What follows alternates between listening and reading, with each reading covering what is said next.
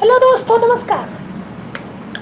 आज की इस वीडियो में हम देखेंगे कुछ महत्वपूर्ण धाराएं एवं उनके बारे में जानेंगे कि जैसे आपने देखा होगा कि फलाने फलाने को इस धारा के अंतर्गत गिरफ्तार किया गया, न्यूज में आता रहता है। ठीक है, जैसे कोई मर्डर होता है, कोई हत्या होता है, कोई भी मतलब वो होता है तो उसमें दिया जाता है कि पुलिस वाले ने 302 की धारा लगाकर जेल भेज दिया या फिर 376 लगाया, 375 लगाया। आपने सब देखा होगा, लेकिन इसका मतलब क्या होता है? क्या आपने कभी सोचा है कि जो धारा बताया जाता है उसका मतलब क्या होता है? तो देखिए और ध्यान से देखिएगा। अगर कहीं कोई कमी नज़र आएगी तो कमेंट जरूर करिएगा और इस वीडियो को लास्ट तक देखिएगा। ये हमारी कुछ आपसे विशेष रिक्वेस्ट रहेगी। भाई देखिए, अगर रात्रि में हम 12 बजे तक चिल्ला चिल्ला के आपको ये सब जानकारी पहुंचा रहे हैं तो आपका भी कुछ कर्तव्य होता है कि इस वीडियो को लाइक कर दें और कम से कम अपने 2-3 मित्रों में शेयर कर दें, जिससे कि उन्हें भी जानकारी मिल सके। अक्सर आप लोग जानते होंगे, ठीक है, जो लोग नहीं जानते उन तक भी जानकारी पहुँचाइए, ये आपका अपना कर्तव्य है। ठीक है, तो चलिए देखते हैं आगे। जानिए आईपीएस में धाराओं का मतलब। ठीक है, देखिए भागिए नहीं भाई, देखिए भाग रहा है ये थोड़ा सा। जैसा कि आप जान रहे हैं, हमने इसको इकट्ठा करके रखा हुआ है। ठीक है, तो आईपीएस में धाराओं का मतलब धारा 307। दोस्तों, अगर आप किसी को जान से मारने की कोशिश करते हैं तो हत्या की कोशिश करना भी धारा 307 के अंतर्गत आता है और आपको लंबे समय के लिए कारावास मिल सकती है। ठीक है, तो ऐसा कभी मत करिएगा। अगला है धारा 302। अगर आपने किसी का मर्डर कर दिया, यानी कि किसी ने किसी का मर्डर कर दिया, सॉरी अब आपको नहीं बोलेंगे। ठीक है, अगर किसी ने किसी का मर्डर कर दिया है तो उसके ऊपर धारा 302 लगाई जाती है। ठीक है, अगर कहीं पेपर में निकल रहा है, न्यूज में आ रहा है कि किसी को अगर धारा 302 के अंतर्गत गिरफ्तार किया गया, इसका मतलब उसने किसी की हत्या किया हुआ है। ठीक है, बलात्कार, जो कि आजकल पेपर में देख रहे हैं, आम बात हो चुकी है दोस्तों, ये धारा 376 के अंतर्गत आता है। ठीक है, धारा 395 के अंतर्गत डकैती चोरी के अंतर्गत धारा 395 आती है। अगर किसी को 395 के अंतर्गत गिरफ्तार किया जाता है, जेल भेजा जाता है, इसका मतलब उसने किसी के घर में चोरी या डकैती डाली थी। ठीक है, और धारा 377 अप्राकृतिक कृत्य। अप्राकृतिक कृत्य मतलब जैसे आपने इस उदाहरण को देखा होगा और अच्छे से समझ सकते हैं। दिल्ली की जो 16 दिसंबर की निर्भया कांड की घटना हुई थी 16 दिसंबर 2012 को, दोस्तों उसमें अप्राकृतिक कृत्य हुआ था, जिसमें लोहे की राड का उपयोग किया गया था और शराब और दारू की बोतलों का प्रयोग किया गया था। और इन सब चीज़ों को इन जो भेड़िए थे, कुत्ते थे, इन लोगों ने क्या किया था, उस लड़की के प्राइवेट पार्ट्स में डाल दिया था। अब आप इसको समझ सकते हैं अप्राकृतिक कृत्य क्या होता है। ठीक है, अगला धारा 396। ठीक है, धारा 396 क्या होता है? डकैती के दौरान हत्या करना। यानी अगर कोई किसी के घर में डकैती कर रहा है, चोरी कर रहा है और उस दौरान किसी की हत्या भी कर देता है चोरी करने के लिए, डकैती करने के लिए, तो उसको धारा 396 भी लगेगी और धारा 395 भी लगेगी। ठीक है, अगला है धारा 120। धारा 120 के अंतर्गत किसी को गिरफ्तार कब किया जाता है या फिर धारा 120 कब लगती है? अगर किसी ने कोई षड्यंत्र रचा है, मान लीजिए कि किसी बैंक को लूटने का प्लान बनाया, ठीक है, या फिर किसी के घर में चोरी करने का प्लान बनाया और प्लान बनाने में 3 लोग थे, लेकिन डकैती किया, जो चोरी किया उसमें केवल 2 ही लोग गए, 1 लोग बच गए। तो दोस्तों जो चोरी डकैती किया उसके ऊपर तो 396-95 लगेगी ही। ठीक है, लेकिन जो षड्यंत्र बनाने में एक बंदा बैठा था उसके ऊपर भी धारा 120 लगाई जाएगी। ठीक है, क्योंकि वो उस टीम में शामिल था पंचायत में जहाँ पर वो चोरी या फिर डकैती का षड्यंत्र बनाया गया। ठीक है, धारा 365 अपहरण। देखिए बहुत से लोग क्या करते हैं, बहुत से बच्चों का या फिर किसी महिला या फिर लड़की का अपहरण कर लेते हैं। तो इस कुकृत्य के लिए क्या होता है, धारा 365 लगाई जाती है। ठीक है, सबूत मिटाना। सबूत मिटाना आपने बहुत से कांड सुने होंगे, पेपर में देखे होंगे, न्यूज में आते हैं कि किसी ऐसे मर्डर कांड का नाम आता है जिसमें बताया जाता है कि वहाँ पर हत्या की गई थी और उसके बाद वहाँ के जो खून वगैरह है उसको मिटाने के लिए धुल दिया गया, फर्श को, कपड़े को फेंक दिया गया, यानी कि वहाँ से सबूत को पूरी तरह से मिटा दिया गया कि यहाँ पर हत्या हुई थी या फिर मर्डर हुआ था।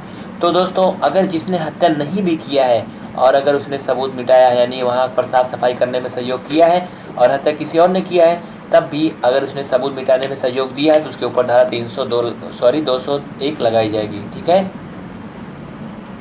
धारा 34 कहाँ लगती है? समान आशय में।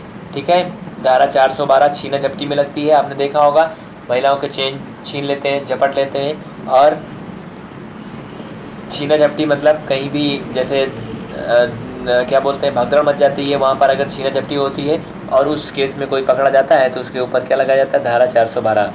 ठीक है। धारा 378 चोरी में की जाता है। देखिए, चोरी और डकैती में अंतर होता है दोस्तों।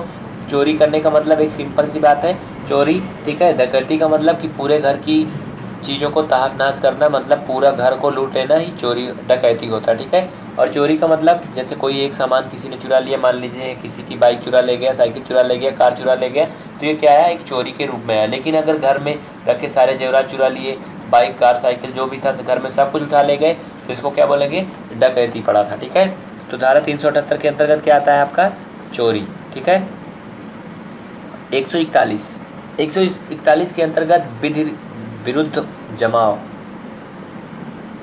विधि विरुद्ध जमाव के जो अपराध हैं वो धारा 141 के अंतर्गत आते हैं। धारा 191 किस पर प्रयोग किया जाता है भाई, मिथ्या साक्ष्य। मिथ्या मतलब होता है झूठा, साक्ष्य मतलब सबूत। अगर आप किसी केस के बारे में झूठे सबूत को पेश करते हैं कि भाई ये ऐसी ऐसी बात है और ये गवाह है, और बाद में वो जांच करने के बाद झूठा निकलता है, तो आपके ऊपर धारा 191 लगाई जाएगी और फिर आपकी कुछ और सेवा होगी। ठीक है। अगला देखिएगा, धारा 300। अभी आपने देखा था धारा 302 हत्या करना, और धारा 300 दोस्तों ये दोनों लगभग एक समान कार्य पर लगाए जाते हैं। ठीक है। धारा 300 और 302। ठीक है। अगर इसके बारे में आपको कुछ और जानकारी होगी तो ज़रूर बताइएगा। अगला धारा 309 आत्महत्या की कोशिश करना। दोस्तों आपकी ज़िंदगी भी जो है वो आपके हाथ में नहीं है। अगर आप मरने की कोशिश करते हैं, किसी को नहीं मारते हैं, खुद मरने की कोशिश करते हैं, फांसी लगाने की कोशिश करते हैं, नदी में कूदने की कोशिश करते हैं, आग लगाने की कोशिश करते हैं, तब भी आपको कैद किया जाएगा और आपके ऊपर धारा 309 लगाई जाएगी। ठीक है। या कहने का मतलब कि आप अपनी ज़िंदगी को भी नहीं ख़त्म कर सकते हैं। अगला है धारा 310। धारा 310 इसके अंतर्गत ठगी करना, लोगों को बेवकूफ़ बनाना। जैसे कि आपने देखा होगा बहुत सी समय फ़ोन कॉल आते हैं, और आपको मैं भी सचेत करना चाहता हूँ कि आप लोग उनके झांसे में ना पड़े। फ़ोन कॉल में कुछ ऐसा होता है, सर आपका एटीएम कार्ड ब्लॉक हो गया है, कृपया आप अपना एटीएम कार्ड का नंबर बताएं, या फिर आप अपना पिन बताएं, अकाउंट नंबर बताएं, मोबाइल नंबर बताएं, क्या आप एटीएम कार्ड को चालू करना चाहते हैं, जल्दी बताएं, नहीं तो आपका एटीएम कार्ड एकदम से ब्लॉक कर दिया जाएगा, फिर कभी नहीं चालू होगा। तो कुछ ऐसे बेवकूफ़ भाई होते हैं हमारे जो फटाफट सब कुछ बता देते हैं, और बाद में मैसेज आता है कि योर अकाउंट, मतलब कि ₹5,000 या फिर 50,000 हैज़ बीन डिवाइडेड। तो मैसेज आता है तो उनको समझ में आता है भाई 50,000 कट गया खाते से, या फिर 1,00,000 कट गया, 10,000 कट गया, फिर वो रोना गाना शुरू करते हैं और उसके बाद होता कुछ भी नहीं है। ठीक है। तो कहने का मतलब हमारा इतना था कि जिन लोगों ने इस कार्य को किया वो किसके अंतर्गत आएंगे, धारा 310 के अंतर्गत। यानी कि अगर उनको पकड़ा जाता है तो उनके ऊपर धारा 310 लगाई जाएगी और वो ठगी के अंतर्गत गिरफ्तार किए जाएंगे, फिर उनकी सेवा होगी। ठीक है। आगे देखिएगा, धारा 312। धारा 312 जो है ये गर्भपात कराना। ठीक है। इसके अंतर्गत यूज किया जाता है। अगर किसी ने मतलब गर्भपात को यानी कि प्रेगनेंसी को नष्ट करवाया, यानी कि कहने का मतलब हिंदी में बोले तो बच्चे को गिरवाया, तो इसके अंतर्गत धारा 312 लगाया जाता है, चाहे वो लेडीज हो या जेंट्स हो। ठीक है। और इसमें सम्मिलित डॉक्टर को, यानी कि पूरी तरह से भारत में प्रतिबंधित है। इस कार्य में सम्मिलित जो डॉक्टर होता है उसका कंपाउंडर होता है, उसका सहायक होता है, और उस लेडीज़ को जो ले जाने वाले होते हैं, यानी जितने भी लोग इसमें शामिल होते हैं सभी लोगों को गिरफ्तार किया जाता है और फिर उन सभी लोगों की अच्छे से धुनाई की जाती है। ठीक है। ये सभी जितने भी आप यहाँ कार्य देख रहे हैं सभी जो है ना करने वाले कार्य हैं। ठीक है। अगला देखिएगा, अगला क्या है, स्त्री लज्जा भंग करना। ठीक है। ये 354 के अंतर्गत आता है। जैसे कि अगर आपने, कहने का मतलब स्त्री लज्जा भंग करना, अब आप समझ चुके होंगे, किसी स्त्री की बेइज्जती करना, उसकी इज्जत के साथ खिलवाड़ करना, ये जो है धारा 354 के अंतर्गत आता है। ठीक है। और अपहरण करना इसके अंतर्गत 362 के अंतर्गत आता है। अगर किसी को कोई अपहरण करके ले जाता है तो उसके ऊपर धारा 362 लगाया जाता है। ठीक है। और छल करना, किसी के साथ छल कपट करना, इसके अंतर्गत 412 आता है। ठीक है। 412 धारा के अंतर्गत तो गिरफ्तार किया जाता है। गृह भेदन इसके अंतर्गत धारा 445 निर्धारित की गई है।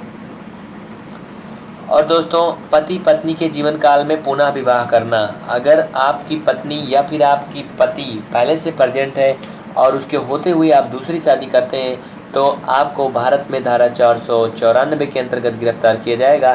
फिर आपसे रीजन पूछा जाएगा कि आपने दूसरी शादी क्यों किया। ठीक है, ये जो धारा है दोस्तों हमारे समझ से हिंदुओं में ही लागू है, क्योंकि मुसलमानों में कई शादी जो है वो अलाउ रहती है, लेकिन हिंदू धर्म में बोले तो एक ही शादी अलाउ होती है। और अगर वो पत्नी जब तक जिंदी है या फिर वो पति जब तक है तब तक आप दूसरी शादी नहीं कर सकते हैं। ठीक है।